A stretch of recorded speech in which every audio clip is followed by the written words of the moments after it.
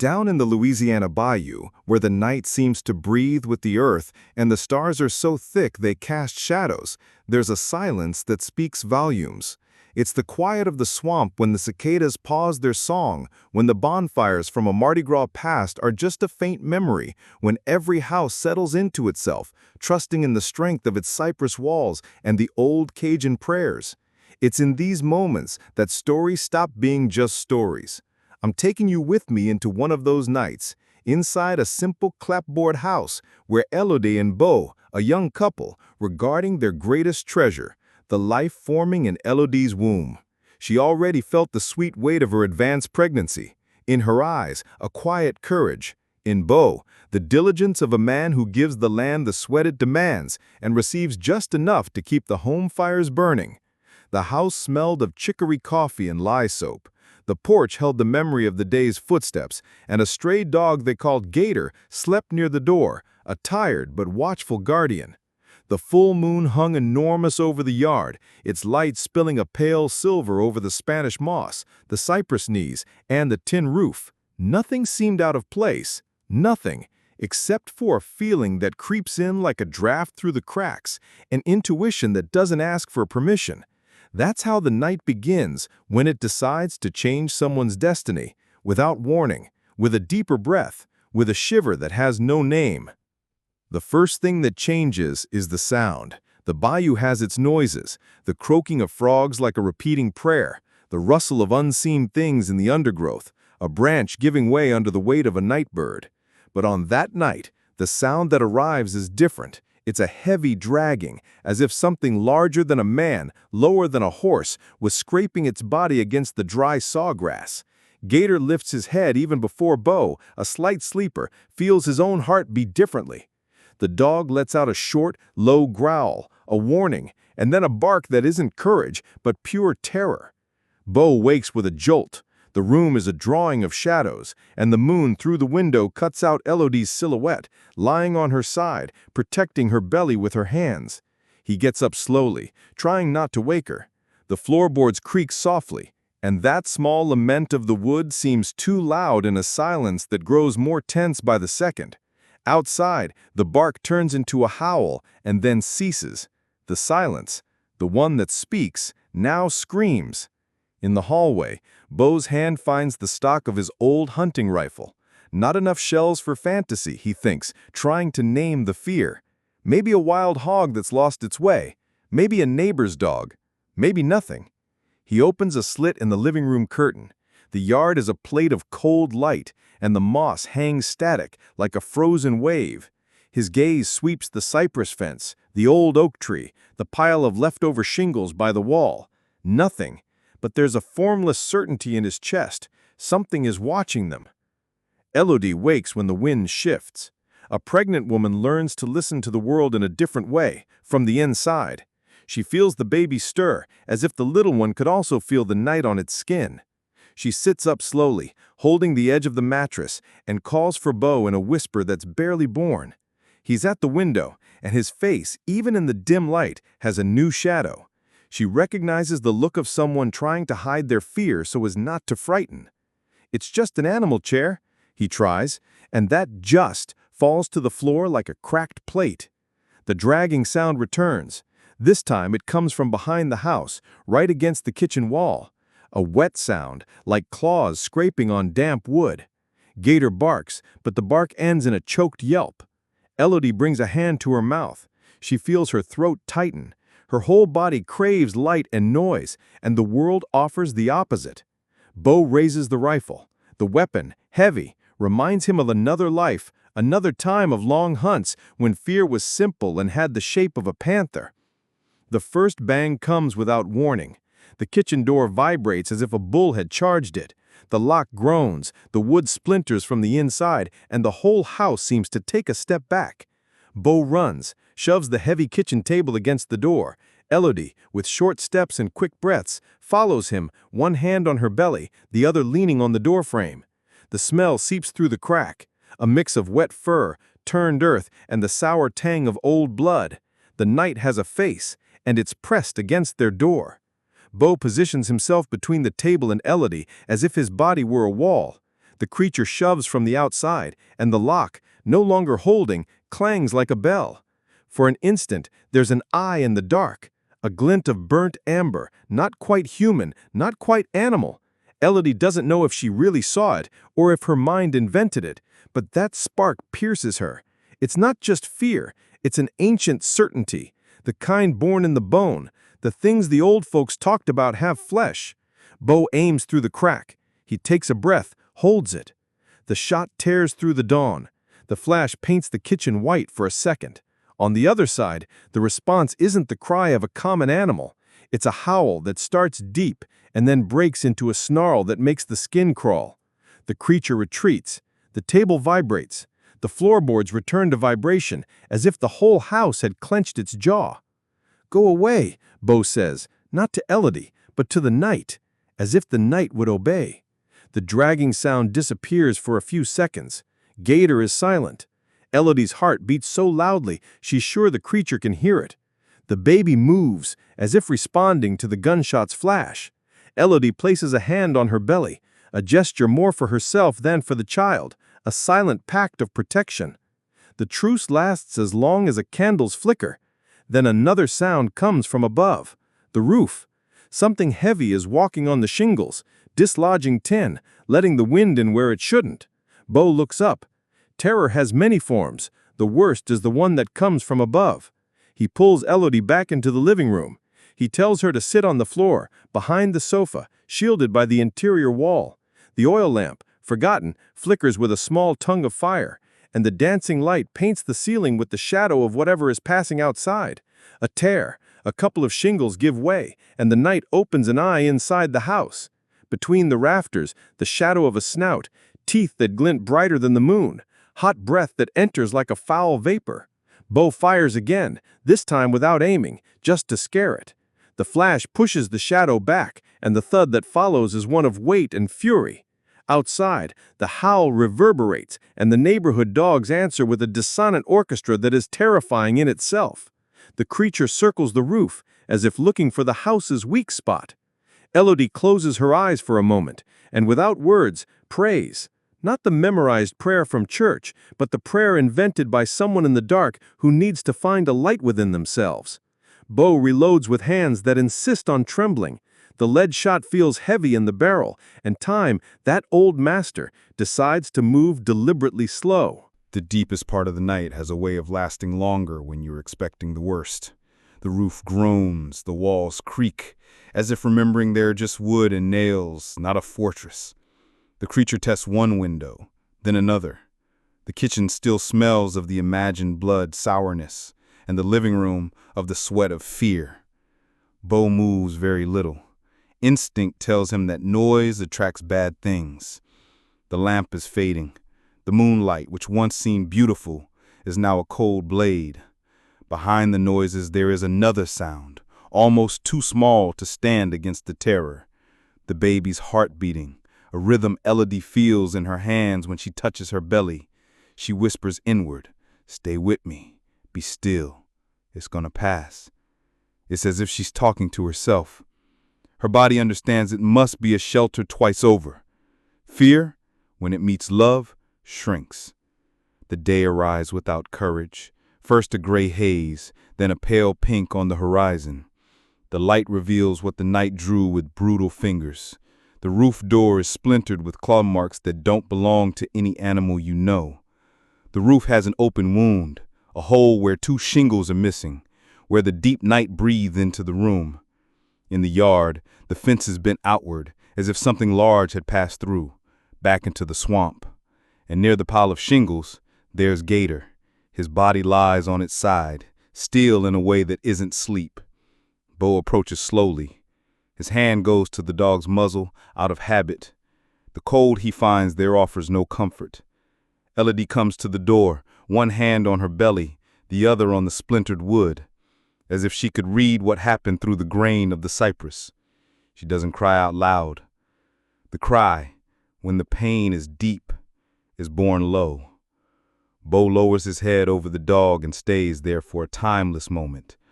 Then he stands up, his eyes red and his jaw tight. There's no time for weakness. There are things to be done, bury a friend, fix the house, warn the neighbors, and understand, if understanding is even possible, what kind of night it was. The bayou awakens knowing things. Before the coffee is finished scenting the kitchen, voices rise from the yard, the sound of footsteps, the squish of boots in the mud, and the clank of machetes against old leather sheaths. Mr. Jean arrives first, a weathered hat on his head and eyes that hold too many stories. Behind him, two younger men, one with a rifle, the other with a thick piece of driftwood. Further back, Miss Onelia, who always brings news and prayers, her hands tucked into her apron. "What was it, son?" Mr. Jean asks, looking half at Beau, half at the marks on the door. Beau tries to explain what has no name. He talks about the howl, the roof, the eye that glowed, the smell that came through the crack. The word no one wants to say hangs on their lips like a hot coal. Mr. Jean holds it back a little longer, like someone holding a shovel by the handle, knowing its weight. There are critters out here we don't understand, but there are also things that just wear a critter's skin. Miss Onelia makes the sign of the cross, and the air seems a little lighter for a couple of seconds. The tracks on the ground guide everyone's eyes. They're too large, with 3 long, deep toes. There's also in the mud near the fence the mark of something dragged, as if its weight had faltered after the shot. Mr. Jean bends over, runs a finger through the groove and sniffs it out of old habit, as if his nose could read the world. He says, "There's blood in it, and it ain't from a man, but it ain't from any animal I know, either." The sentence lands like a stone in the stomach of those who hear it. That's when Thomas, the one they call Tommy from the creek, appears, running, his voice caught in his throat with urgency. "I found him, down by the water." The words push the men toward the path, and Elodie feels the house empty out too quickly. Beau hesitates. He looks at Elodie, at her belly, at the splintered door, at the path leading to the creek. Mr. Jean understands the dilemma and puts a hand on the young man's shoulder. "Go on. I'll stay. She won't be alone. That's how it is in the bayou. Fear shares its weight among neighboring arms." The path is a beaten-down trail through the brush that knows all the world's hurries. Beau, the 2 men, and Tommy go together, the cool morning air filling their chests, as if trying to erase the remnants of the night. The creek sings low, and it's there, on the edge of a still pool, that the truth takes a form no one wanted to see. Tommy points and his finger trembles. On the bank, face up, his eyes open to a clear sky that doesn't match the scene, is the body of their neighbor, who lived just around the bend, the other Thomas, known as Big Tom from the general store. The body speaks a language without words. The marks on his chest, the gashes on his arms, bites that seem to be made by teeth that aren't right. It's not a knife, not a panther, not a man. It's something else. There isn't much blood there. There are trails of it leading down to the water, as if the creek had drunk part of the night. Beau feels a wave of nausea, a burning in the back of his neck. The memory of the amber eye in the crack returns with force. The world, which was enormous, shrinks to fit on that bank, in that body, in that new silence. The walk back to the house is a path everyone travels in silence. Each step seems to be thinking. Miss Onelia is already crying, not knowing if she's crying more for Big Tom, for Gator, or for Elodie, who saw fear knock at her door. Mr. Jean adjusts his hat, and the shadow it casts on his face gives him the air of an ancient witness. "Don't say the name or what we don't want to call," he advises, and for a moment the words seem like a bitter medicine that works. When Beau enters, Elodie's eyes ask the question his voice can't. He tells her with his face what he can't say, with words. She understands. The baby inside moves as if complaining about the state of the world. Elodie squeezes her husband's hand, and this simple gesture stitches up a little of the day's tear. "The sheriff will be called," someone comments. "They'll come, they'll look, they'll measure, they'll take notes, but there are things a clipboard can't reach." What happened that night and what the creek showed this morning escape between numbers and terms. They remain in the domain where prayers and taboos have more power than written laws. Big Tom's body is carried away in a makeshift sling. The path back home feels more crooked than usual. The women cover their faces with cloths brought from their housework. The men make the shadows of their hats weigh heavy. Someone talks about candles. Someone talks about locking doors early. Someone talks about sprinkling salt on the doorstep, and someone, almost no one, whispers the old name for what hunts in the night when the moon is full. Rougarou. The day drags on like a sickness. The sun, once a friend, now seems like an eye that sees everything but explains nothing. Elodie and Beau move through the house like ghosts, each trapped in their own silence. Elodie's belly, once a reminder of life, is now a target, a vulnerability the night revealed. She feels the baby stir, and each movement is a mix of relief and dread. How to protect this new life in a world that has suddenly shown itself to be so cruel? She remembers the smell, the snarl, the red eye in the crack, and the image of Big Tom, the quiet neighbor, torn apart on the creek bank, won't leave her mind. Innocence is gone, carried away by the fury of a nameless creature. The news of Big Tom's death spreads through the Bayou like a wildfire in a dry field. It's not just the death of a man, it's the confirmation of an old fear, a whisper that now has a voice. The legends, once told in a joking tone to scare children, are now the reality knocking at the door. Conversations at the local store quiet down, laughter is more subdued, and eyes meet with a veiled suspicion. Who would be next? What was the creature? The questions hang in the air unanswered, feeding the paranoia. The old-timers who always held the folklore stories with reverence now tell them with a tone of warning. They remember the signs, the full moon nights, the men who turned into beasts. Some suggest prayers, others charms. Fear is fertile ground for superstition, and the Bayou becomes a cauldron of rituals and beliefs, each person seeking a way to ward off the evil that has settled in the region. Children are forbidden to go out at night, women avoid lonely paths, and the men walk armed, no longer to hunt, but to defend themselves from an enemy that is invisible but real. The days turn into weeks, and life stubbornly tries to return to normal.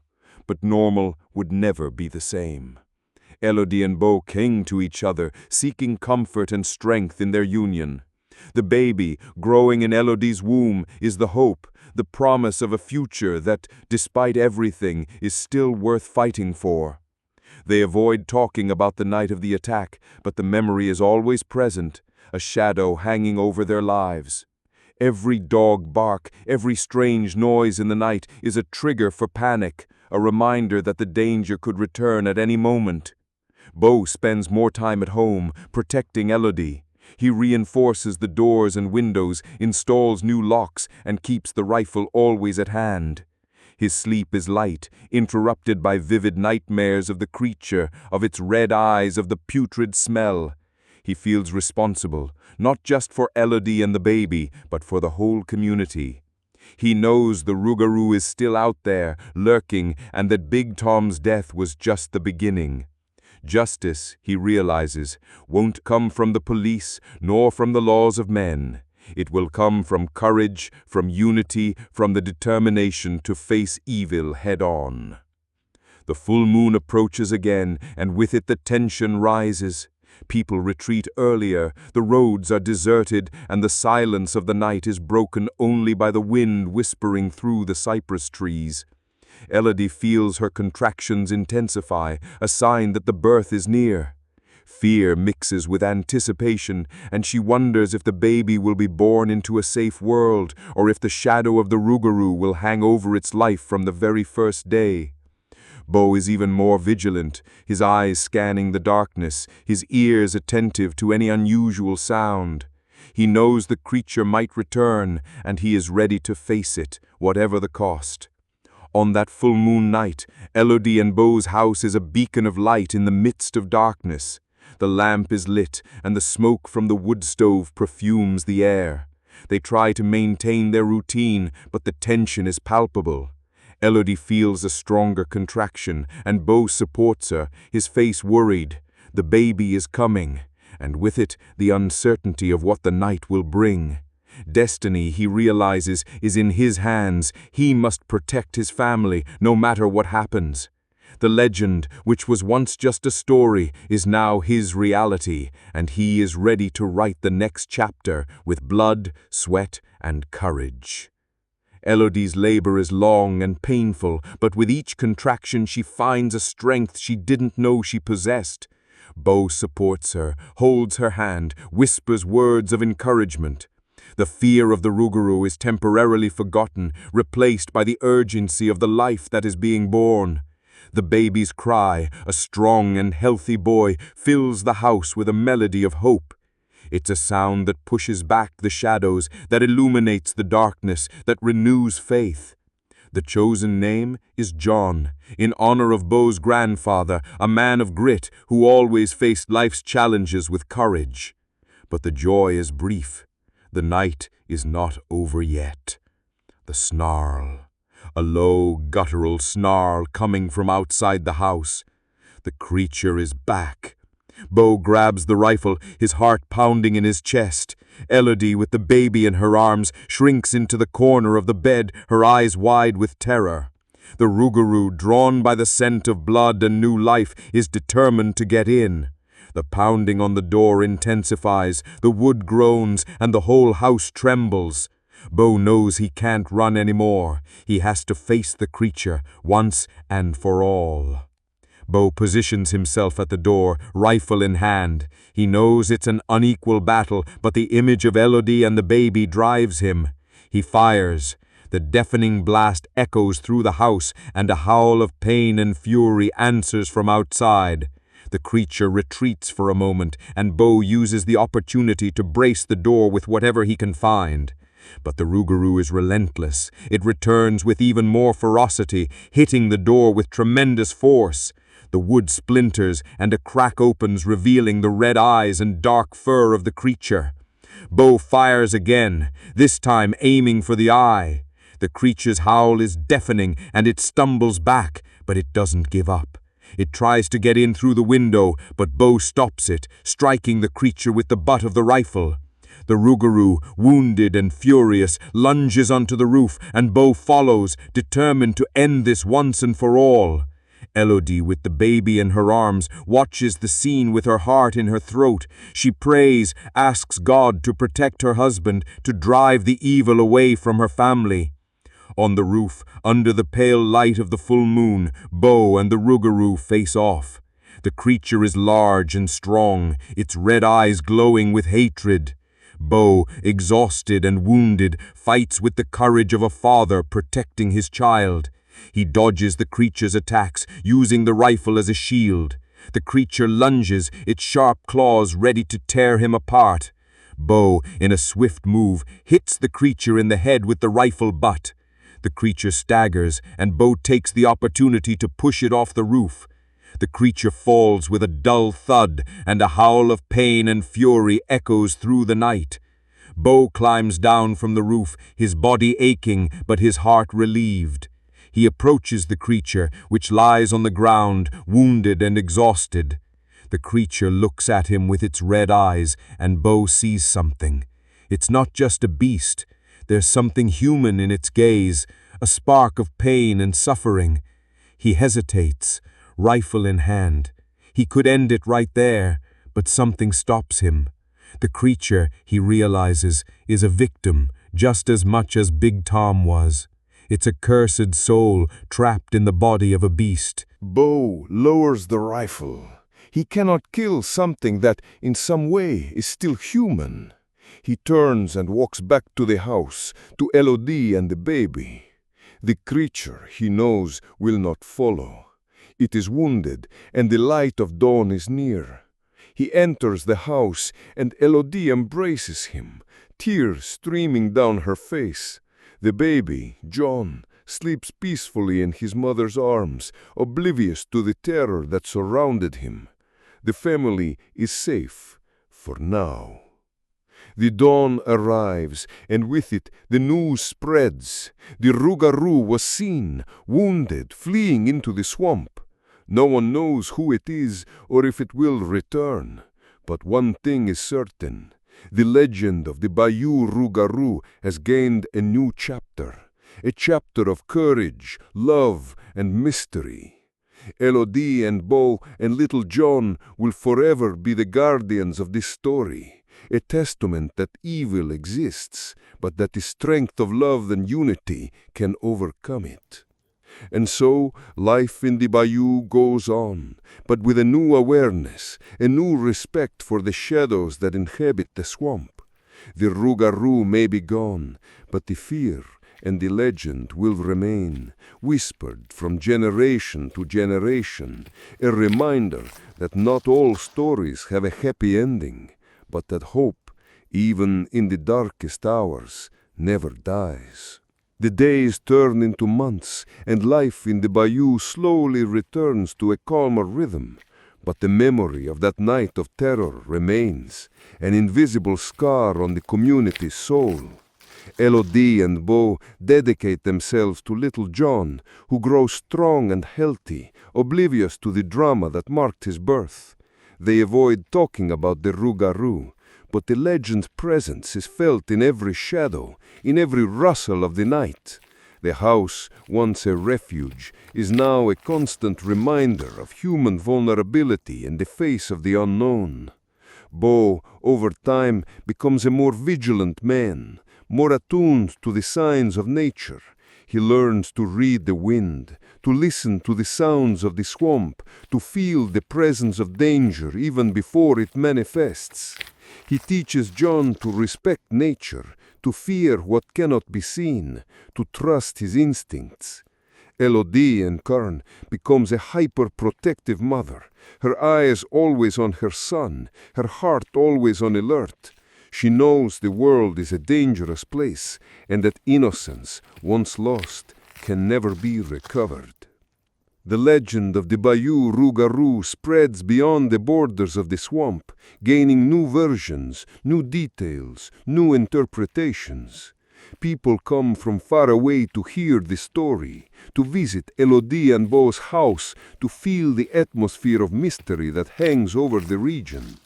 A local podcast, Bayou Tales, becomes a success, and the story of the Rougarou is one of its most listened to episodes, generating millions of downloads and engagement. The narrative, told with the host's compelling voice and sound effects that transport the audience into the story, makes them feel the fear, the tension, the hope. The podcast's success allows Elodie and Beau a more comfortable life. They invest in John's education, ensuring he has all the opportunities they never had. But money, they know, doesn't erase memories, nor does it push away the shadows. The legend of the Bayou Rougarou is a constant reminder that life is fragile and that evil can manifest in unexpected ways. They live in the Bayou, rooted in their land, but with a new perspective, a new understanding of the world.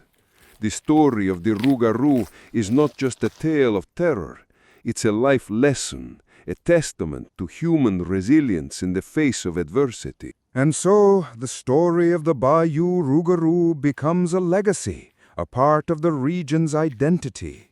The full moon nights still bring a shiver, but now the fear is mixed with a dose of respect, of reverence for the unknown. People learn to live with the legend, to make it part of their culture, their tradition. The Rougarou, once a monster, is now a symbol, a reminder that nature has its mysteries, and that the human being, no matter how much they try to control it, will always be a part of it. Elodie and Beau grow old together, watching John grow up and start his own family. They tell the story of the Bayou Rougarou to their grandchildren, not to scare them, but to teach them about courage, about the importance of protecting family, about the power of love. The legend is perpetuated, passed from generation to generation, an invisible thread that connects the past to the present, the real to the imaginary. And on every full moon night, when the wind whispers through the trees and the shadows dance in the yard, the story of the Bayou Rougarou echoes, an eternal reminder that in the heart of the Louisiana swamp, legends never die. They just wait for the next night to be told again. But the peace that had settled over the bayou was fragile, like an eggshell. The fear, though dormant, never truly left. It lurked in the deepest shadows of the swamp, in the distant howls of dogs on full moon nights, in the whispers of the old-timers who refused to forget. Elodie, even with the joy of watching John grow, felt a tightness in her chest every time the moon showed itself round and silver in the sky. She remembered the smell, the snarl, the red eyes. And Beau, no matter how much he tried to hide it, spent his nights awake, the rifle by the bed, his ears tuned to any unusual sound. The house, once a refuge, had become a watchtower, a constant reminder that the danger, though invisible, was still out there. John, as he grew, began to ask questions. Innocent questions about why his father always stared at the swamp with such seriousness, about why his mother flinched on full moon nights. Elodie and Beau tried to deflect, inventing stories about wild animals and strong winds.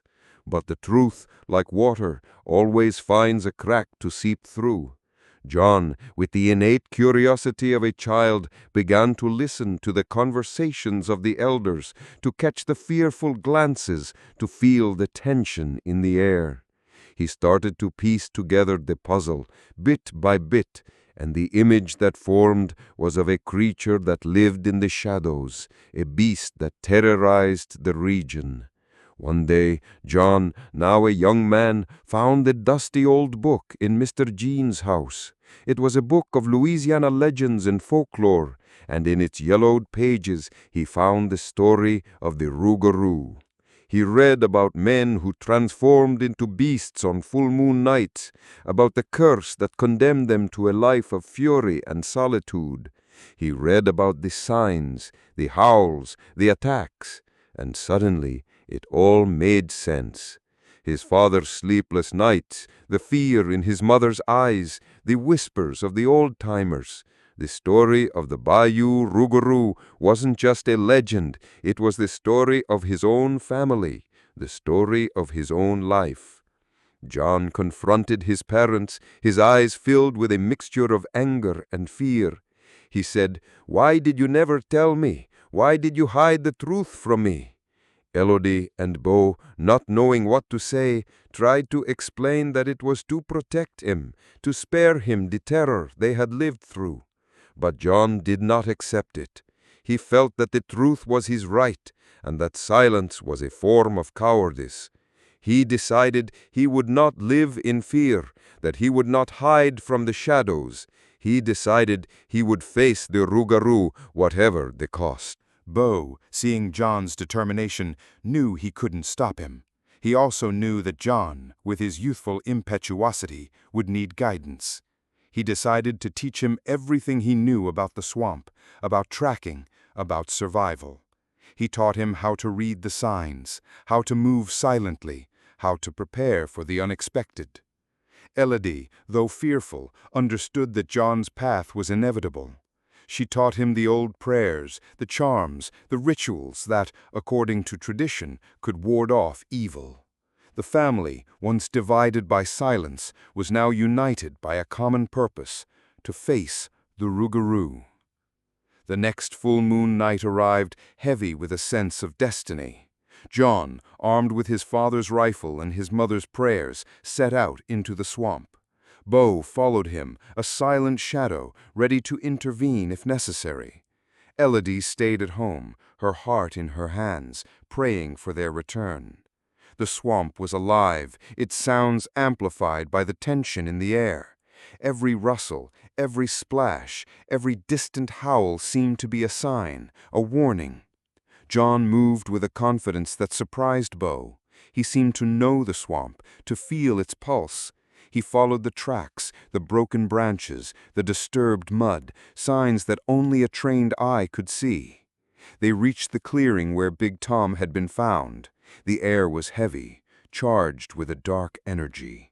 And then they saw it, the Rougarou. It was larger than Beau remembered, its fur darker, its eyes redder, its snarl more guttural. It was waiting for them. The battle was fierce. John, with a courage that bordered on recklessness, faced the creature head-on. He fired, but the bullets seemed to have no effect. The Rougarou lunged, its claws ready to tear him apart.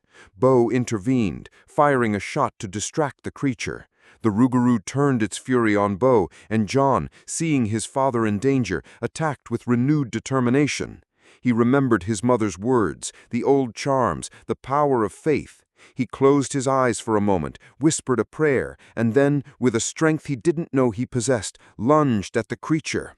He didn't use the rifle. He used his hands, his body, his will. He grabbed the Rougarou by the neck, and with a primal scream he twisted. The creature howled, a sound that was both pain and surprise. It struggled, tried to free itself, but John held on, his grip like iron. He felt the creature's body tremble, its strength wane, and then, with a final desperate twist, he heard a crack. The Rougarou went limp. Silence fell over the swamp, a silence that was heavier than any sound. John stood there, panting, his body aching, his hands trembling. Beau approached him, his face a mixture of relief and pride. They looked at the creature, which lay on the ground, still and lifeless. The red eyes had faded, the dark fur seemed less menacing. And then slowly, the transformation began. The fur receded, the claws retracted, the snout shortened. In its place, a human form emerged. It was Monsieur Jean.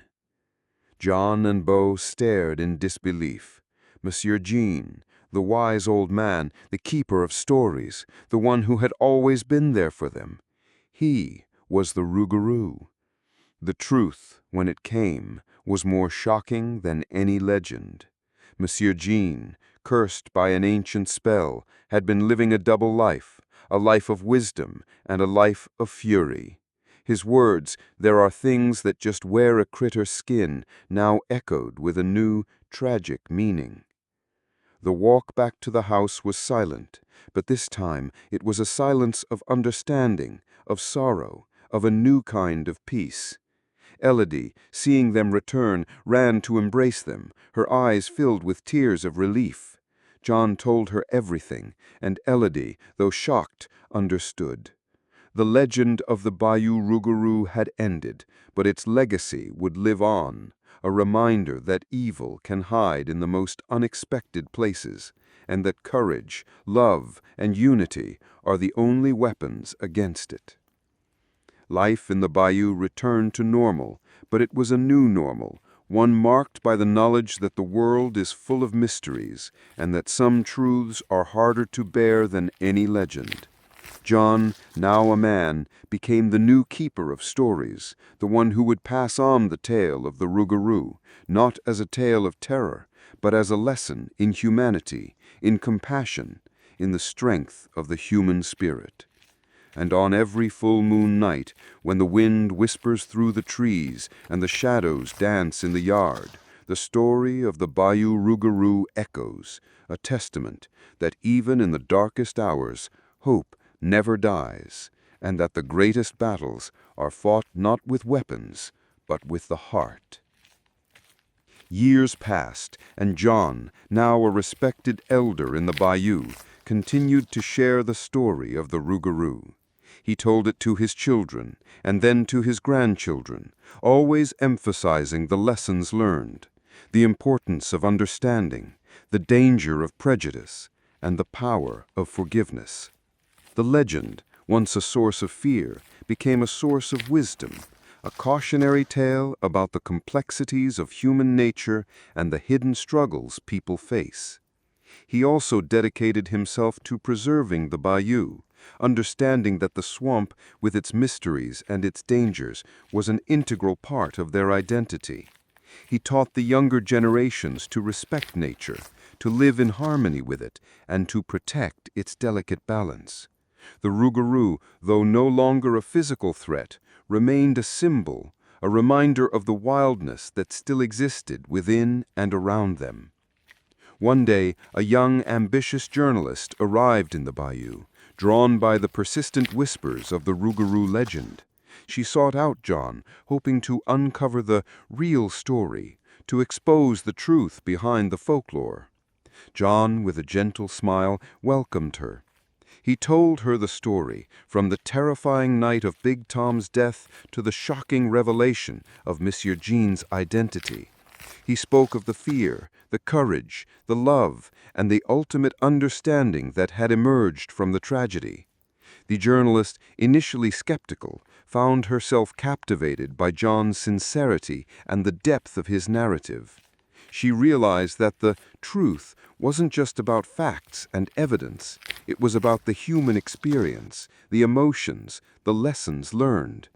She wrote her article not as an exposé, but as a tribute to the resilience of the Bayou community and the enduring power of their stories.